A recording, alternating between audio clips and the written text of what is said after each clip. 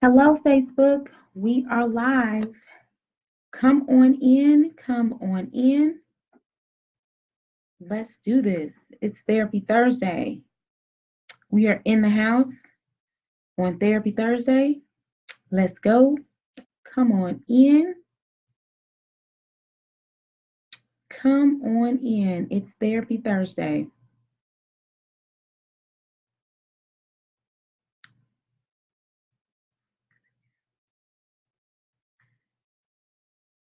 Come on in and let's talk. We are talking today. We are live on Facebook. We are live. Let's do this.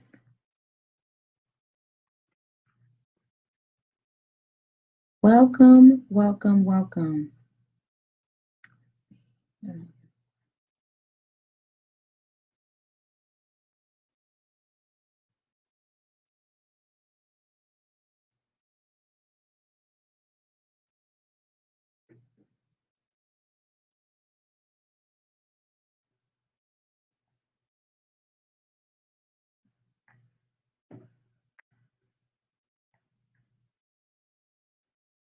Hey, Ifeteo, how are you?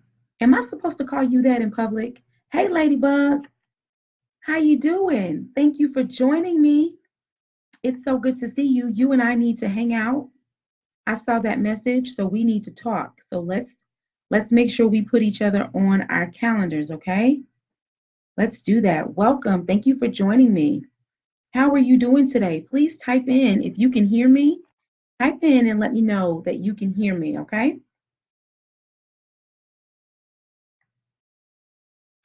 We are going live and we are talking about relationships and grief on today.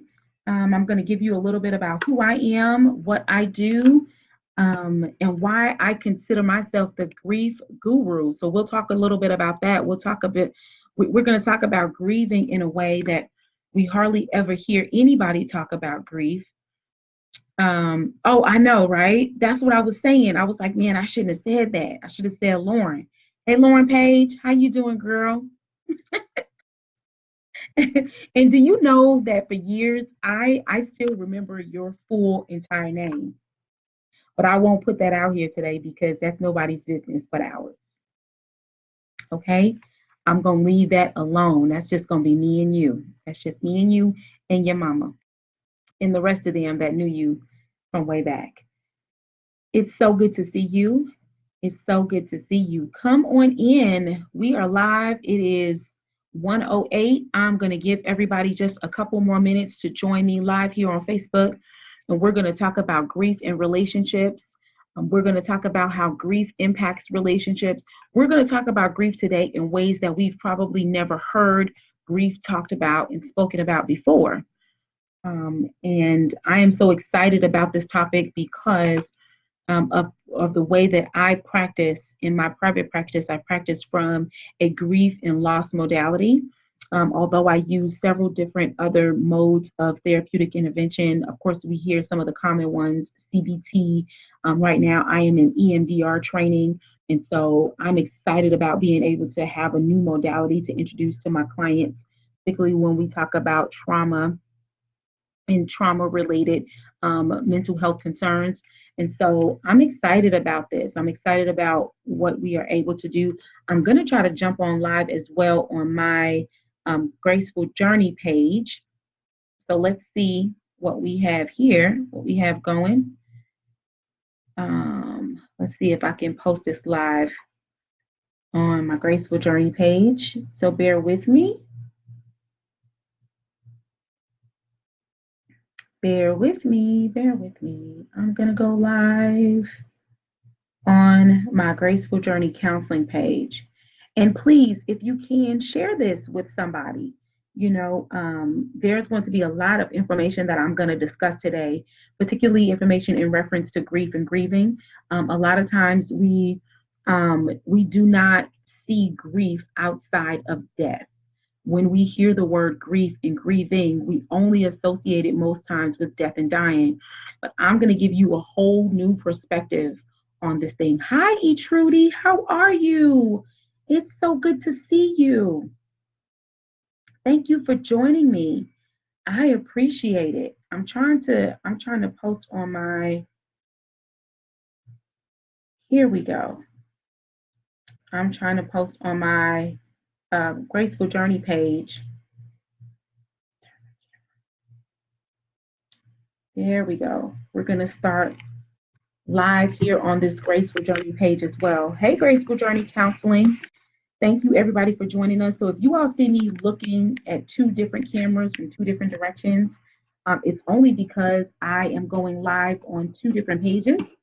And so I'm trying to set this up so that, here we go, so that if you see me looking in two different directions, it's not because I don't know where the camera is, it's because I'm actually going live on two different pages. So this is my Graceful Journey page.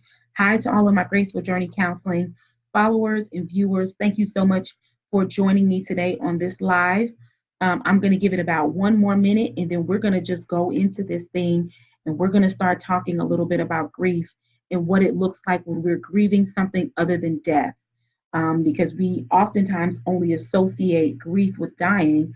But when I tell you a little bit about what kind of work I'm doing here in my private practice and how we use grief as a way to, as my instructor like to say, as the red thread through certain life events, and how we can trace that back to some root causes of why we're experiencing some other things like anxiety, while we're experiencing some things like depression. So I want us to just really get into this and really talk about it. If you ladies can share this on your page for me, and let everybody know that I'm sitting here today. I'm going to talk a little bit about grieving and relationships.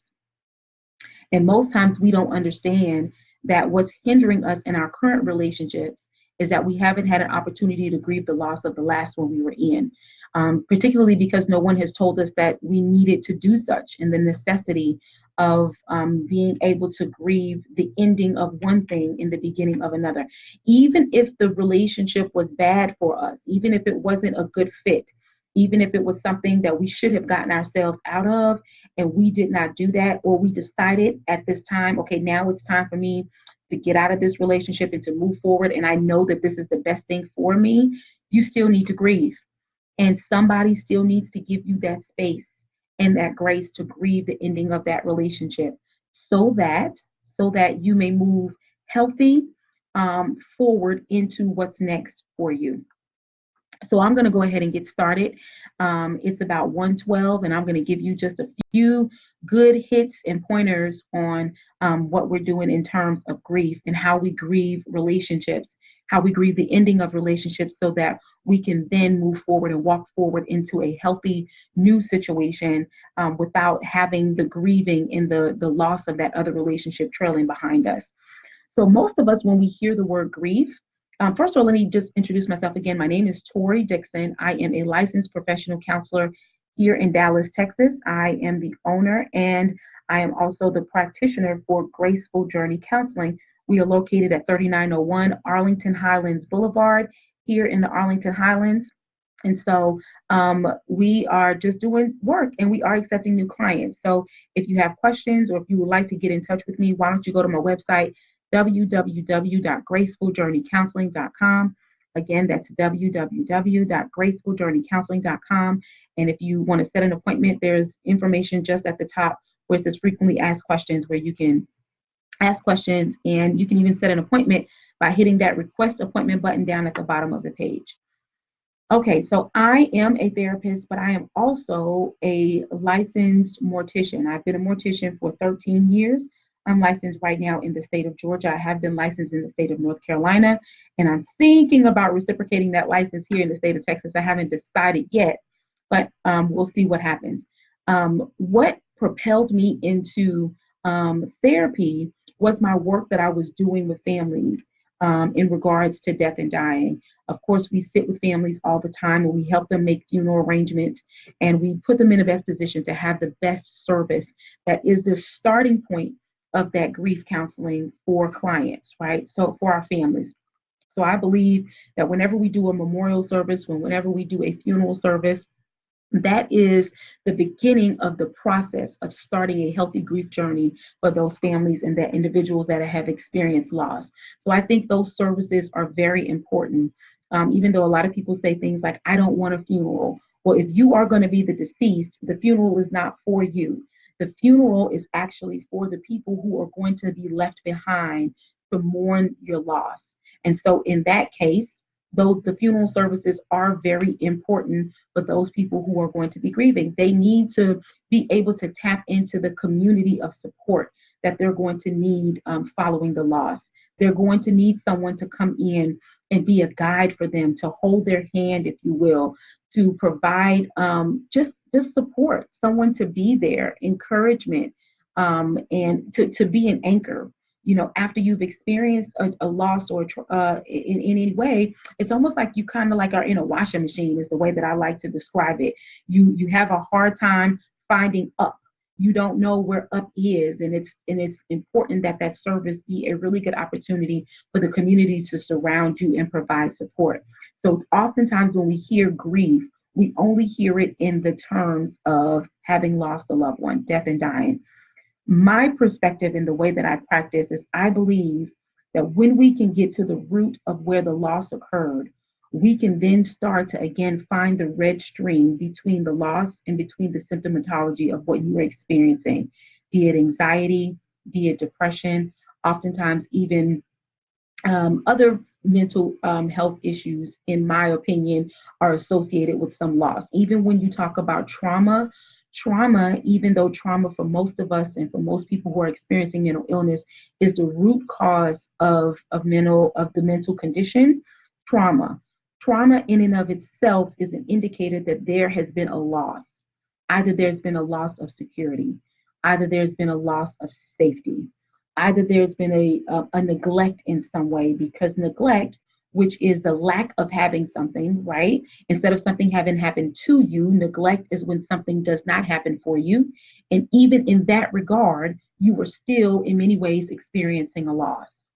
So when we see loss as being more of a panoramic view, anytime one experiences a loss, not just in death and dying, there will be grief anytime. So if you lose an earring, if you lose a watch, if you lose $20, if you lose a relationship, if you lose a job, if you lose money via bankruptcy, if you lose just a platonic friendship, you and this person have been friends for years, and that friendship and that relationship is gone, you're going to experience a loss. And as a result of that loss, you will grieve.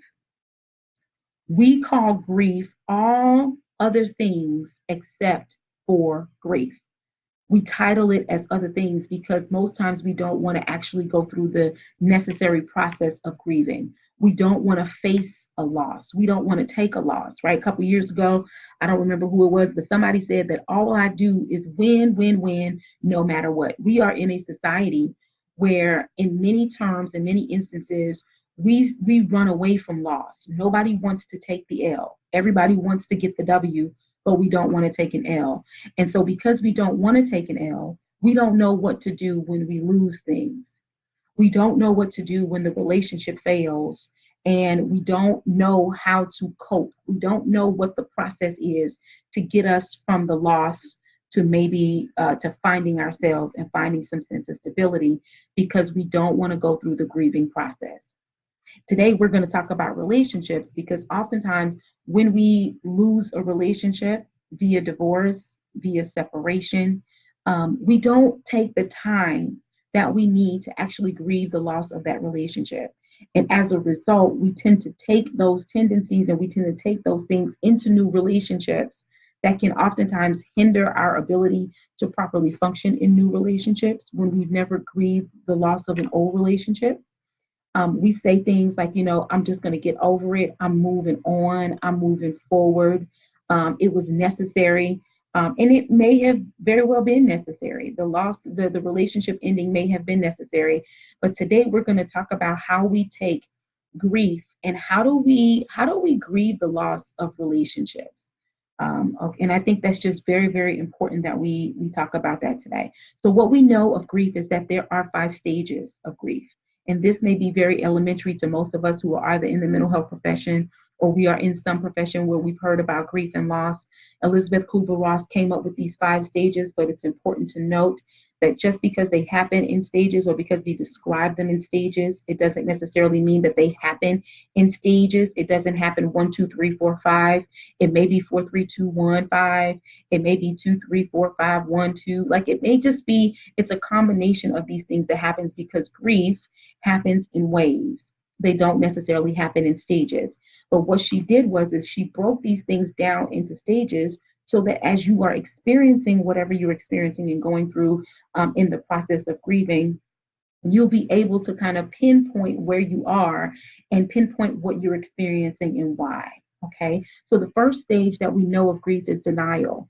And I like to liken denial unto it's when you are in that disbelief. I can't believe this is happening. I know this is not happening to me. No, no, it didn't happen. No, they didn't just leave, right? We're not getting a divorce. This is not happening. We set out to be married. We set out to be in this relationship. We set out to finish the ending of this commitment, and we said we were going to be together forever. So this can't be happening, right? So you're in that denial, and I like to, and people oftentimes when we hear the word denial, we take it from a negative standpoint, but denial is actually a necessary part of the process because what it does is it's almost like it's like a protective mode. It's the protective mechanism that our parasympathetic and our sympathetic nervous system needs in order so that our reality can catch up with what's happening, so that our emotions can catch up with what's going on in our reality. So, for instance, I like to liken it into bumper cars, right? We've all gone to like an amusement park where we've had bumper cars, and they have that big rubber around the bumper car so that when the impact happened, it's not so tough. That's what denial is. Denial is kind of like that rubber that doesn't allow this new occurrence, this loss, to hit us in such a way that it will knock us out of our normal to the point to where we can't function. We won't be able to understand. We won't be able to mentally absorb it. So the denial kind of gives us an opportunity to absorb the shock, to absorb the hit of the loss, if you will. Then you have anger. And anger is just anger. It's one of our primitive emotions that we experience. And we just experience that anger during your grieving process. I'm angry at everybody. I'm angry at my partner. I'm angry at my family for not supporting me. I'm angry at friends. I'm angry at myself for making a decision. I may even be angry at God. It's just anger. It's just this. And what anger does is I believe that anger is almost that bridge between the denial that I just described and the reality of what actually happens.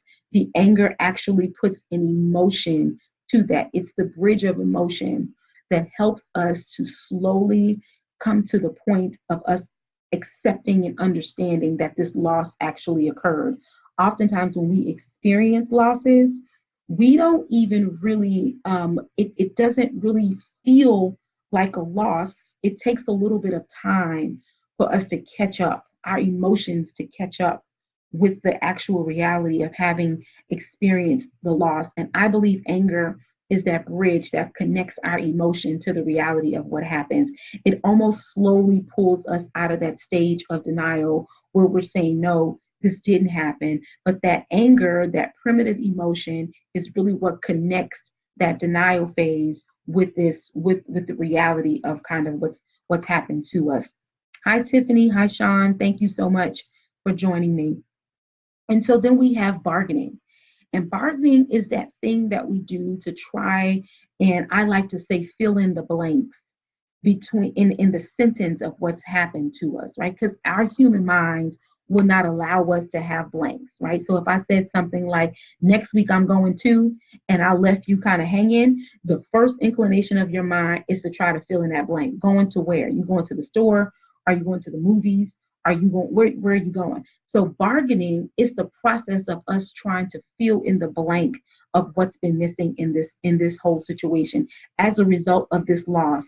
Something is missing and now I have to find an answer. I'm going to bargain this. Well, maybe if I would have done this, then this would not have happened. If I would have just loved this person more, maybe they wouldn't have left me. If I would have, put in more time and more effort into the relationship, maybe they wouldn't have left me. Maybe I shouldn't have listened to my girlfriends about this particular situation. Maybe I should have done what they asked me to do in order for us to keep the relationship going. Then maybe this wouldn't be this way. We bargain because we're trying to fill in the blanks of what the loss has allowed us to become missing, or what was missing as a result of the loss. So bargaining is us trying to find an answer. We're trying to find something to fit into that space, because like I said, our human minds will not allow us to leave a sentence blank. So next week I'm going to, and now you're still trying to figure out, where is she going? She never said it. She said she was going somewhere. She never told us where she was going. Our human minds want to fill in the blanks, and the bargaining allows us to do that. Then there's this state of depression. There's this overwhelming sadness.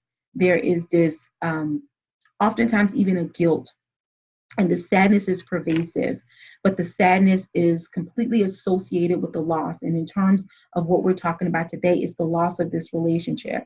You're sad, you're depressed, you can't eat, you can't sleep, your mind is racing, you're still trying to figure out what happened, you're still trying to figure out if there's anything that we can do to change the situation. Can we start over? Is it possible for us to fix the relationship? What do I need to do to fix this? Oftentimes, then we start to look to ourselves and say, well, maybe it's something that I can do to fix it on my own. Is it something I can do to fix my partner? Is it something I can do to fix the circumstances, right? Even in situations where the breakup of the relationship was necessary, even if you were the one who initiated the breakup, even if the relationship was toxic, even if the relationship was negative, even if there was nothing positive coming out of the relationship, this process is still going to be necessary for you. So don't think that just because you were the one who decided to end the relationship, and you were the one who said that you needed the divorce, or you needed to move forward, or that the relationship was no longer working for you, there is still a space that needs to be created for you to have the best opportunity to grieve the loss of that relationship. Finally, there's this stage of acceptance, right? And acceptance doesn't mean that you feel as if the loss is okay. You're not okay with it. You're not fine with it.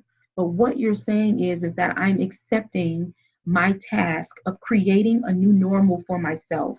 Now that I'm no longer a part of this relationship, I am accepting that I have to find a new way of living. Now that this relationship is no longer a part of the main frame of my life, now that it's no longer a part of the main blueprint of my life. I had so much at stake in this relationship. I put so much hope and so much of my dreams into this relationship. And now that I'm realizing that this relationship is over, I have to accept my responsibility now of creating a new normal for myself post this relationship. That's what the acceptance is. And even when there is a death that's occurred, and you've experienced a loss in terms of death, when we talk about acceptance, we're not saying that you accept and you're okay with the fact that your loved one is gone. That's not what we're saying at all. What we're saying is that you accept now that there is now this new responsibility for you to create a life without your loved one being there. And it's the same thing for the relationship, right? So we talked about these 5 stages of grief: denial, anger, bargaining, depression, and acceptance.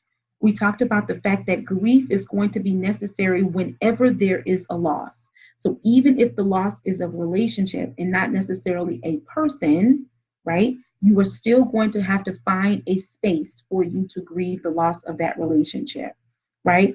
And we said that you have to give yourself time and space so that as you are moving forward, as you are coming to this acceptance stage of having lost this relationship, that you are able to find a really good space to help you move forward in that. So the big question, if you have any, you can type some right in that comment section in the bottom.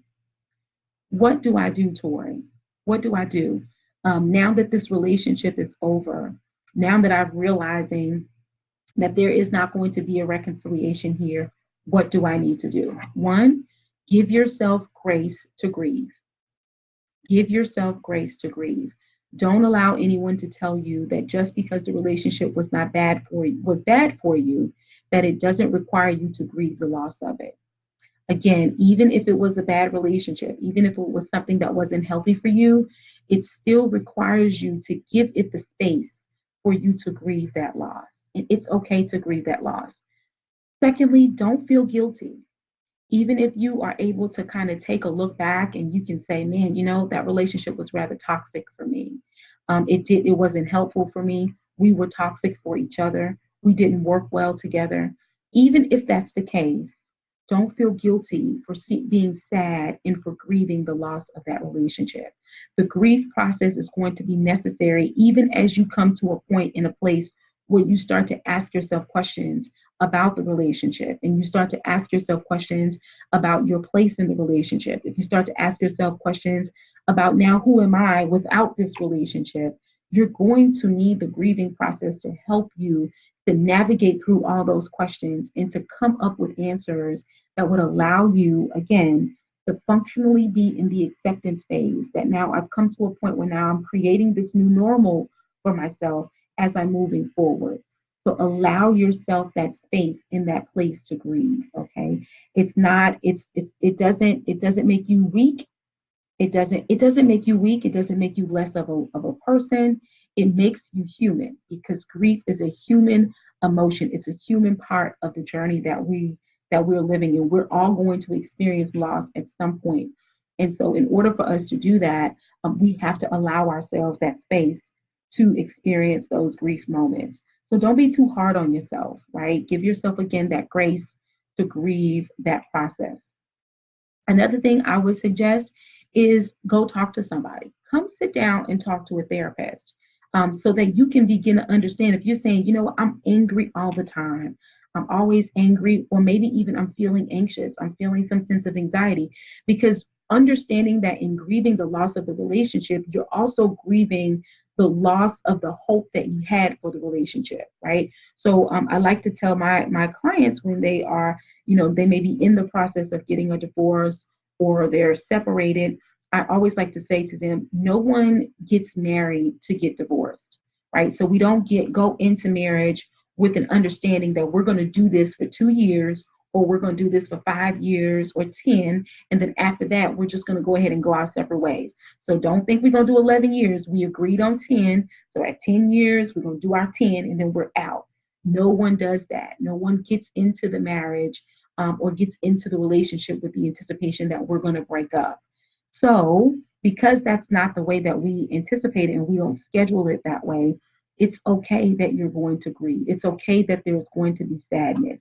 It's okay that there's going to be this space where you say, you know what, now I don't even know. I don't even know if there should I keep hope? Should I have hope about there being anything else? Or would I find anything else? Will I find a future for myself?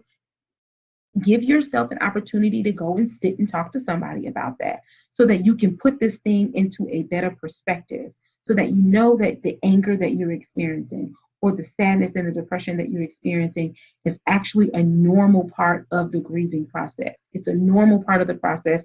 Normalize it. We don't normalize grieving enough, even though we experience it so much in our day-to-day living.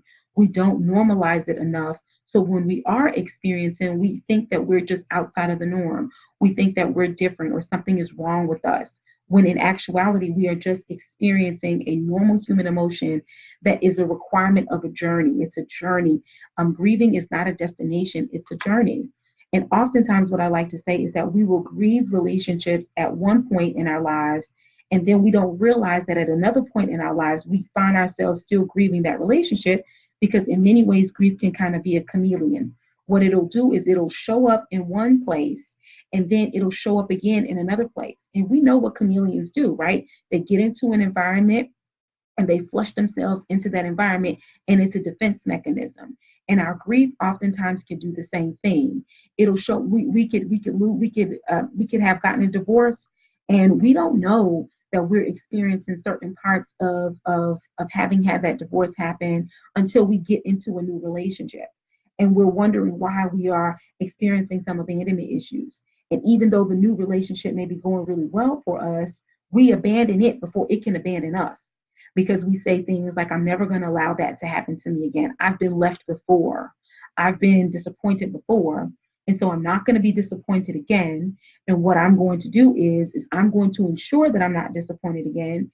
And what I'll do is I will run away from and I will abandon a good relationship before I think that relationship would have an opportunity to abandon me.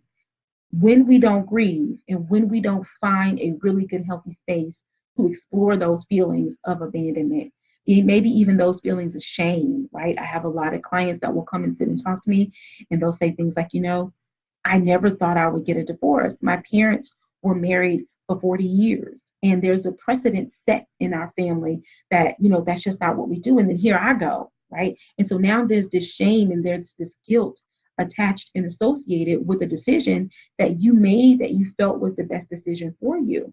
That grieving process will allow you to begin to see that thing, to see your decision in a whole new different light. It'll give you a new perspective so that you are not holding yourself hostage to a decision that you made with the best information. You was best informed with the information that you had, and you made a choice.